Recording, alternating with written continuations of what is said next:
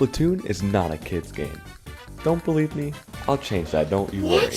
No, dude! Anyway, Nintendo has built a ton of lore surrounding the Splatoon franchise, and I just love it. So today, I'll be covering the entire Splatoon timeline, starting from Splatoon 1, going all the way to the end of Splatoon 3. So without further ado, if you have played Splatoon and have been paying attention, you'll know that humanity existed at one point many years before the events of Splatoon 1. If you're wondering what happened, well, World War III erupts, a great flood floods the earth, but don't you worry, the humans survived, and a whole bunch of other natural disasters caused chaos throughout the earth, but don't you worry, the surviving humans got hit with another great flood that pretty much wipes out the rest of the human race. But don't you worry, this is a kid's game, right? Before we continue to move on with the end of the human race, long before any of that, what I just said happens, humanity is actually introduced to Judd. Yes, Judge the cat, who judges our turf war matches. That Judd.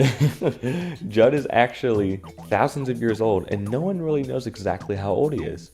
During the end of the human race, Judd's owner, the professor, built a cryo tube for Judd so that he would survive the apocalypse, and as you guys know, he did. The professor also created Alterna, which we'll talk more about later in this video. But Judd is known for judging. The professor actually used Judd's skill as being the best judge and being the goodest boy to help solve issues. That's the reason why the professor built the cryotube, because he knew that Judd could be used for good for years to come. So now he just judges turf war battles, so that's good, right? The capsule Judd was in also contained a single cell of Judd's DNA as a backup measure just in case Judd didn't survive.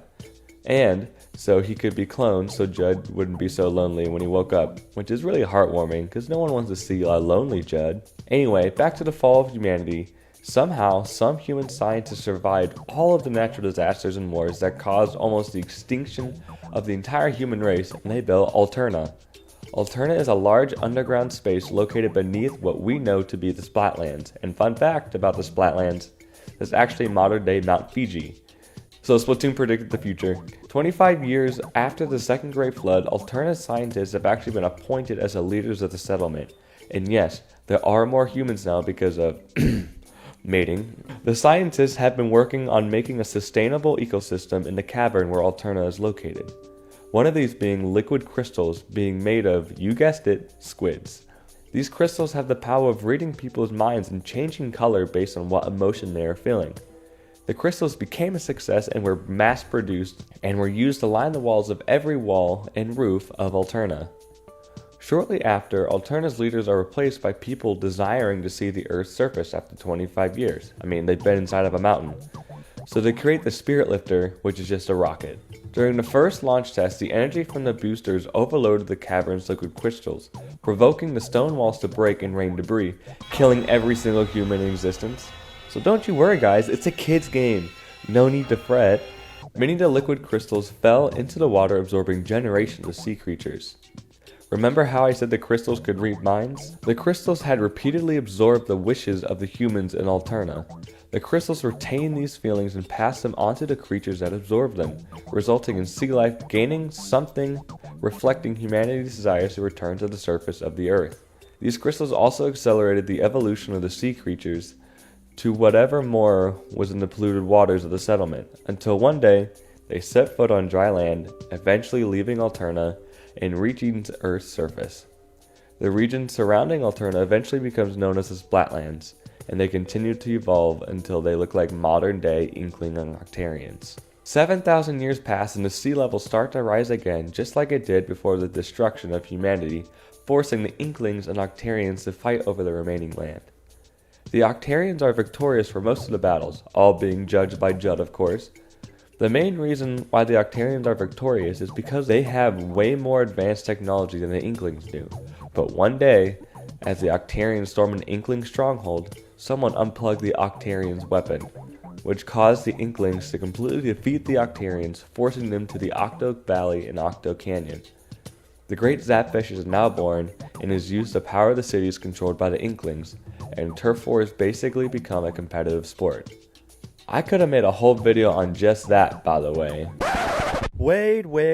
Are you still watching my video and not subscribed? How do you expect me to be able to afford this soda out of this soda machine? So go ahead, subscribe down below, make sure to like this video and comment what you think.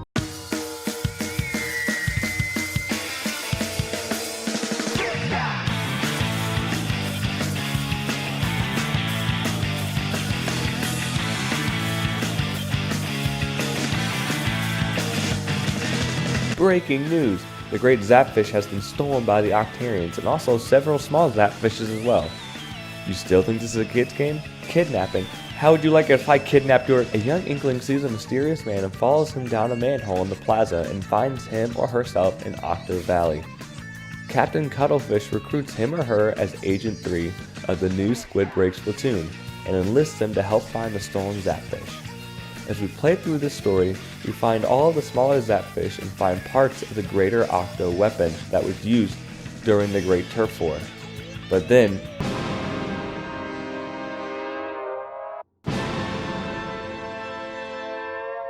we are introduced to DJ Octavio.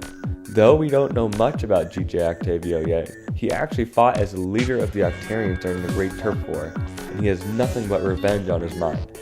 So not only did he steal the great Zapfish, but also Captain Cuttlefish, while we were rescuing the other Zapfish, got kidnapped. So then we are introduced to Agent 1 and 2, which are just Callie and Marie, and they help us fight through the rest of Octo Valley and defeat DJ Octavio, save the great Zapfish and Captain Cuttlefish. So yay! Everyone survived! Finally! Oh my—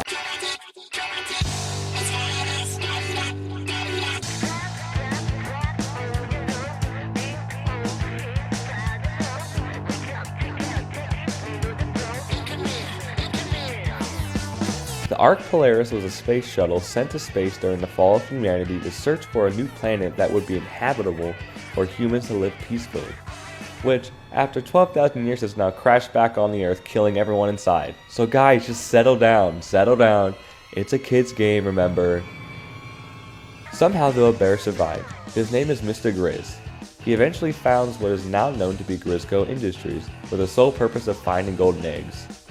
Anyway, to get back on track, DJ Octavio steals the great Zapfish again, and Callie? So Marie recruits the new Agent 4 into the Squid Breaks platoon to help find the great Zapfish and save her friend. After battling through Octo Canyon for a little bit, you encounter Callie, but she's also wearing something that is unfamiliar. Neither Agent 4 nor Marie recognize her. Callie tells us to leave and wanders off for the meantime. Eventually we encounter Callie again, but Marie recognizes her. We come to find out she was working for the Octarians when all of a sudden,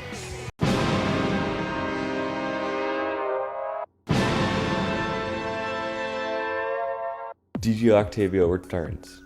DJ Octavio explains he brainwashed her using hypno glasses to help him steal the great Zapfish to extract his revenge on the Inklings after all these years.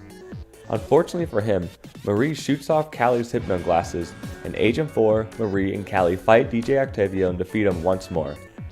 When will he learn? You just can't defeat the power of friendship. Okay, I'll stop.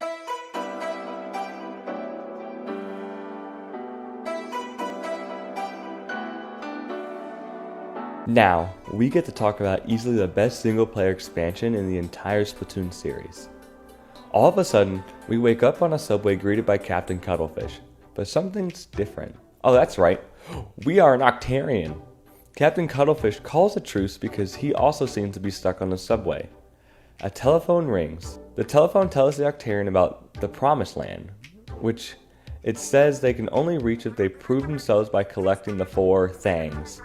It gives them a CQ80 and CQ card, deems them applicant 10,008.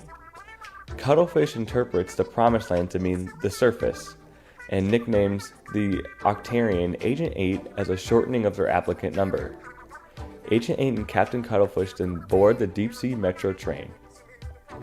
Meanwhile, Pearl and Marina are on the top of Mount Nantai, where they have found a radio that allows them to make contact with Captain Cuttlefish. After the situation is explained to them, the two agree to help Agent 8 and Cuttlefish escape the Metro.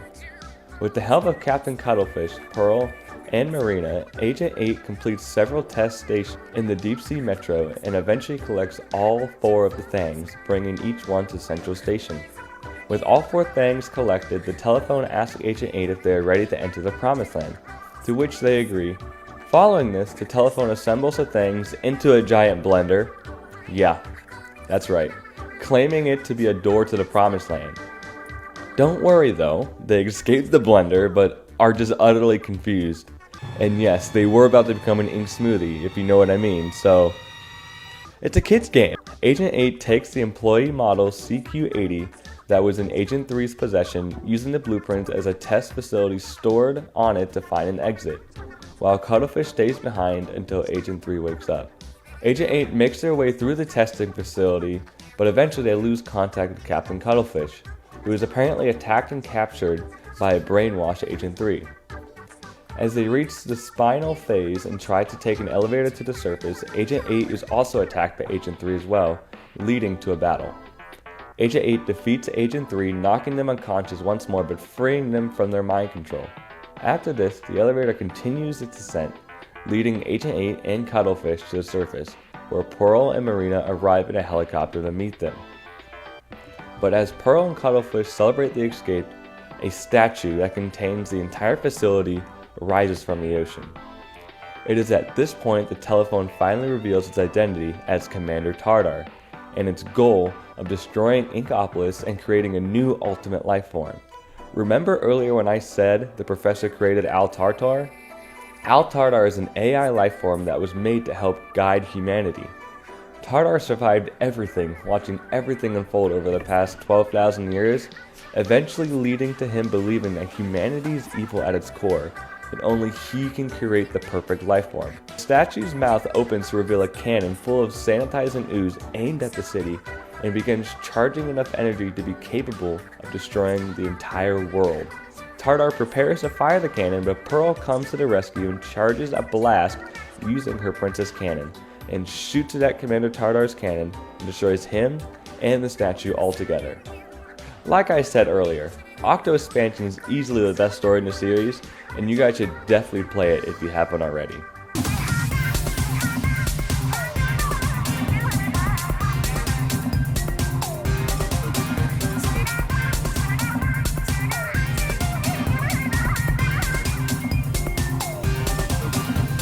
The Great Zapfish has been stolen again. Come on, man, again? What the heck, DJ? Oh wait, this time, it wasn't him. We are introduced to Captain Cuttlefish, where he recruits us to help him find the Great Zapfish. As we travel down the crater, we are confronted with a mysterious fuzzy ooze. Then all of a sudden, DJ Octavio attacks, and fails, of course. He claims he didn't steal the Great Zapfish, when out of nowhere, the ground breaks below, and we fall into the ruins of Alterna, which is engulfed in the fuzzy ooze. Yeah, remember Alterna? We are also introduced to Deep Cut, and they're pirates, so yeah. We fight through Alterna and slowly get rid of all of the fuzzy ooze until a space station is uncovered. We make it all the way to the top of the space station, and then Mr. Grizz appears. Mr. Grizz wants to turn the world into the fuzzy ooze. I don't know why, but he does. We also find out he took the Great Zapfish to help power a rocket to get to space. Mr. Grizz takes a rocket to space and we follow him to the moon. Small Fry turns into a big fry, and we fight to stop Mr. Grizz. Right as we are about to lose, DJ Octavio joins the fight and helps us defeat Mr. Grizz. We all return back to the Earth and hopefully live happily ever after.